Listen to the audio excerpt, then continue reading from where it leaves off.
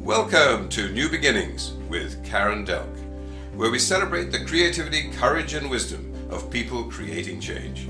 We highlight those who chart new paths, make new life and career choices, and face turning points.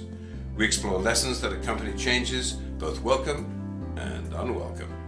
New Beginnings covers topics from the worlds of business, education, health, and the arts. Our guests and the stories we share inspire viewers to make positive changes within their own lives and communities. Now here is our host, Karen Delk.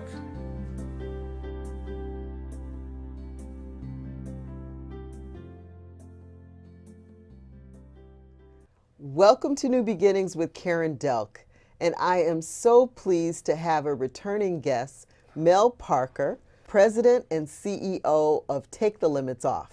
Glad to be back. Thank you for the invitation. Oh, thank you. Thank you.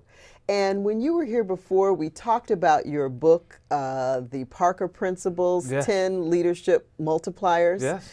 And I wanted to, this time, really talk about how leaders apply those principles. Wow. Okay. And whether or not they apply to women as well. Great question. Okay. This is So, going to be good. Yeah, this is going to be good. So I'm just kind of turning the tables just a slight bit. That's okay. Yeah. I'm a ranger. I can handle it. I know you prepared. can. We handle it. So one of the things I wanted to know is this book was really written for leaders at all levels, entry level, middle management, and executive. But the application, can you talk a little bit about that? How do they apply these principles? Sure. So at each level, there's going to be a different level of focus, a different priorities.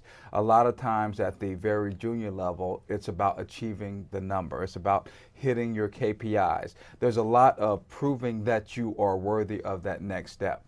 And so in that process, it tend to be very tactical. So in the book, there are a lot of tactical items that you can do to build trust. Tactical items you can do to be a great listener, to build empathy, to show humility. So there's that a junior leader can use. As you get more senior, things become a little bit more nuanced. And so then in there's a lot of strategic items that you can do. So in the book, there's a blend in each chapter, whether it's a chapter on building your authentic leader and building trust. It goes from tactical items that you can use into very strategic items that you can use that should be able to follow you during your whole leadership journey. Because a lot of times as we progress on our leadership journey, a lot of the tactical items become natural. We don't have to think about it anymore. And so you don't have to go back to the book and relearn or bring something back up. That becomes just a part of who you are. And then you can take on more strategic items and build upon that. Yeah. So the book was designed to be a building book throughout your leadership journey. Yeah. And then tell us again the concept for the book. Where did that stem from? Yeah, so the reason for writing the book that I have probably been writing for 10 years, I think, was my grandmother, and she is in the foreword of my book. I dedicated to her. She was born on August 31st, 1919, and I had the privilege of being able to sort of spend the last week of her life with her. And it was from kidney failure, so it was where she was talking, we were singing, we were really engaging for that week. And one of the things, she called me out. She said, "Son, I want you to stop living in fear." I was like, "Grandma, I'm an airborne ranger. I can't even talk to you." And then she gave me that grandma look like, you just being stupid now. And then she said, "You have been talking about writing a book for 10 years. You have been talking about wanting to get into touching leaders more intimately for 10 years. And you're just too afraid to leave corporate. You're too addicted to that paycheck every 2 weeks." And I got to say, the paycheck every 2 weeks is nice. But she did have me think about it. She said, "Within a year of my passing, I want you to write this book and write it for me. And then I want you to take from this," and this was around October 31st, 2016, "I want you to think about do you want to spend your next 25 years doing what you're good at, and you're good at it because people are paying you well to do it, or maybe think about doing what you may have been called to do. And so that was October 31st, 2016. By January 2017, I had left corporate America. I had started my own company. I had started getting my coaching certifications. I had started writing my book, and I just, from that point on, I became focused and dedicated on trying to do what I hope I've been called to do. That is deeply personal, but also, the motivation for it. It is, and it is, every keynote that I give, because I tell the story in a lot of the keynotes, I just hope that she's watching me and she knows that she had an effect and she's proud of me. Yeah. Absolutely. That's wonderful. That's wonderful. So I indicated that in the, at the beginning of the show, how does this apply to women? Because some of the principles clearly, having trust and building trust is important for all leaders. But women actually have sometimes a different path. Sure. Obviously, it depends on the organization. It depends on how they were mentored and groomed. But there are some industries that are more male dominated. Absolutely. There's some that are more equal. So tell us, in writing the book, were you thinking more in a centric way, or how should we interpret? Yeah, that's a great question, and a really deep question. When I thought about, and when I think about leadership, I think about it as all-encompassing. I think that, we recognize great leadership no matter what the race, no matter whether it's male or female. We recognize great leadership and we recognize bad leadership. Yes. And so leadership is a universal language. And so I wrote the book under the concept that leadership itself as a concept is a universal language. One of the things I get asked often is, I've had a very fortunate career, coming from a pig and tobacco farm, born into poverty, to a chance to be a president of Brinks is a long path and a long journey. And I am fortunate for that journey, and I like to have the conversation that journey was, it was informed by the fact that I'm a black male, because I get asked often, as a black male, how did you deal with this? How did you deal with that? So I let the fact that I'm a black male inform me and give me knowledge and give me understanding. I just refuse to let it define me and limit me. And so I look at that the same way, whether the book is read by a woman, whether the book is read by someone of a different race or someone of a different ethnicity. For me, it doesn't matter, because the basis of it is it's a multiplier. So the precept is, it starts with who you are and builds on who you are. And it gives you a chance to augment different parts of your leadership scope, your leadership portfolio, based on who you are. Because I think that it has been my experience that when we try to be someone else, when we try to go into a situation that may not have a lot of people that look like us, that may be more heavily male dominated than female, and we try to be someone else, that it falls flat, that we are constantly battling our authenticity, and as we're warring inside, we can't build that trust. We can't have people make the connection with us. So my concept has always been, play from your position of strength, and then understand the rules of the game, but don't let the rules change you. Just understand how to play the game. Yeah, I agree wholeheartedly with you. I think that it's important for women to know that even if they work in a male-dominated industry, they may be one of the few, and I think of engineering firms and IT firms and that kind of thing, that they do have a position of strength, and Absolutely. They can lead with that. They do need to address things when they come up, the same as with race or ethnicity, same thing. You know, they need to address things when things come up respectfully.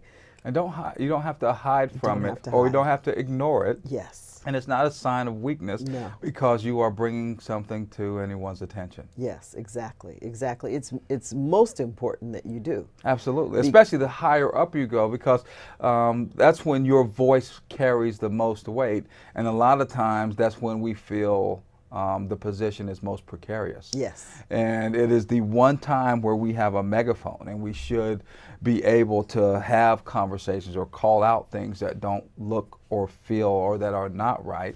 And, you know, we feel that it's a little too dangerous, that we could be unseated, that the response is going to be.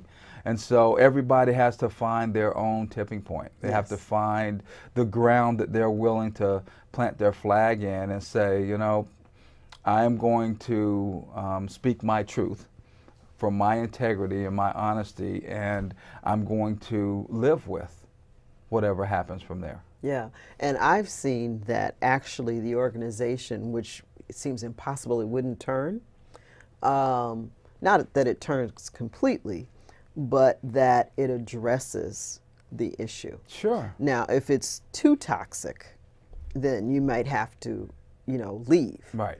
But at that point, you've probably realized that you're, you know, like you said, you set your boundaries, and if that's been crossed, then you'll, you know, face that, and you know, make your next move. Sure. And so, you know, I was heavily, you know, I was born to a single parent in the 60s and raised by my grandmother and my mother. So my grandmother had a lot of influence on me. In her concept, she believed in the automatic good of people. It was all automatically assume positive intent on everything until you've been proven wrong. And so almost every time in any organization, when things were happening, it was from lack of knowledge that you, just as you indicated, when it was brought to someone's attention, you know, things changed. Because I do believe there's a core good in us as human beings. I believe that to my core. And that if you have conversations, one of the things that my grandmother would say is that it's hard to hate someone up close. Yes, absolutely. That when you get to know them, you find out that everyone cares about the same things. We want to take care of our children and our grandchildren. We want to figure out how to make a way in this world. It's all the same thing, and it's just when we go to our corners where we lose that connection. Absolutely, absolutely. And to that end, you know, what are your thoughts about diversity and how that is utilized in business today? Sure. And are there things in the book that really speak to that for people who want to learn how to embrace that in a better way? Sure. I mean, there's actually a couple of chapters. The chapter on humility, the chapter on being a great listener, all talk about that in order to, in the chapter on intellectual curiosity. All those things sort of require you to open yourself up to a wide variety of views and perspectives, and you can't have the wide variety of views and perspectives if everybody in the room looks like you, if everybody in the room graduated from the same school, if everybody in the room came up the same way. And you see it when whether if it's a fashion faux pas or it's a commercial that doesn't, a lot of times when you track back, you'll find that in the process, there was someone that could have been in the process that would have said, I don't think what you think you're saying is exactly how it's going to be received because. But when there's not diversity in the room, you accidentally do things that end up falling flat. You find yourself in precarious situations by accident because you're not surrounding yourself with enough divergent thought. And so diversity to me is it's everything. You have to have a wide variety of generations. So you have to have every generation in the room. You have to have multiple, you have to have sort of almost a portfolio balance of gender. We want to look like the real world. A lot of times when you don't focus on having teams that look like the real world, that look like the markets that you operate in, you find yourself making mistakes or tripping over things that you would have not tripped over if there had been someone else in the room. Absolutely, absolutely. And we can point to a number of Sure. incidents where that's happened, but equally we can point to where there's diversity, there is good, solid business. Sure, and absolutely. there's growth. And so that's really building the case for it. It's both moral and economic. Absolutely. I give credit to the diversity. I've always had highly diverse teams. It just has been, my concept has been that if you create a pool that's wide enough, that you will find superstars across every spectrum. There are superstars everywhere. It's only when we, interview a very small pool and that we sort of start looking like each other. But when you expand the pool, and so you take an extra 2 or 3 weeks to make sure the pool's expanded, that you get to see the wide variety, then you can make a decision and get the best talent and that you could possibly get from a wider pool. And you start to find out that diversity it takes care of itself if you make the pool wide enough. Yeah. If you open up yourself to other perspectives and other aspects. Yeah. And well, I agree with that, but I also want to talk about people who push back on that. And I'm sure you encountered that coming from the military and the Rangers in particular. Sure. Because people may feel, well, they're not ready. It's all good to have either women in the military or do this, but they're not ready, not sure they're strong enough. In fact, there was a memo that was circulated in one of the Silicon Valley businesses, it doesn't matter which one, where the individual felt that women just weren't as capable. Yeah. So how, what would be your perspective to help those leaders have greater awareness? Sure. And for women who work in those organizations to have greater influence. Sure. So leaders, well, as you know, assumptions have always been proven wrong, right? From the Tuskegee Airmen to the African Americans didn't have the capacity to learn how to fly. There's always been, or women shouldn't be in combat, and now they're some of the top pilots and they're fighter pilots that are out there. That time sort of disproves a lot of, like the world was flat. Time disproved. And so there's a process that time is going to rectify some of this. But we have to give it a little push. And a lot of times there's two prongs. It's part of that senior leadership things that I talk about, that nuance, is opening yourself up to feedback. A 360 feedback every 6 months ought to be mandatory for every leader. Because a lot of times then you get that. And when you make sure that the 360 is anonymous and you make people recognize that they can give you that feedback and you will respond to it, you will get these things. You will hear these things bubble up. And then for the rank and file, I would say if you get a chance to give feedback, be honest about it. Give honest feedback. Assume that people are asking for feedback because they want it. I assume positive intent. And give that feedback. If you feel like the environment is not as welcoming as it should be, you have to give the feedback. It's like when we don't vote, when we don't say anything, it's hard to complain. It's our responsibility and our accountability to act on our own behalves and say something and do something. Absolutely, absolutely. And so I hear you saying that the responsibility, when asked, is to step up. Absolutely. And to provide the feedback, to have the influence, to try to bring about change. Absolutely. Don't just let time do it, because time will change. So we have a limited and finite amount of time. We want to have as much progress as we can during our lifetimes, but we have to say something, and sometimes we have to stand up. And when we stand up and it's not right, sometimes we have to leave. Yeah. And part of standing up and part of that courageousness of being a leader is sometimes you have to decide that if your voice can't be heard here, that you will find some place where your voice can be heard. Yes, yes. And I think that correlates to, the title of your business, Take the Limits Off.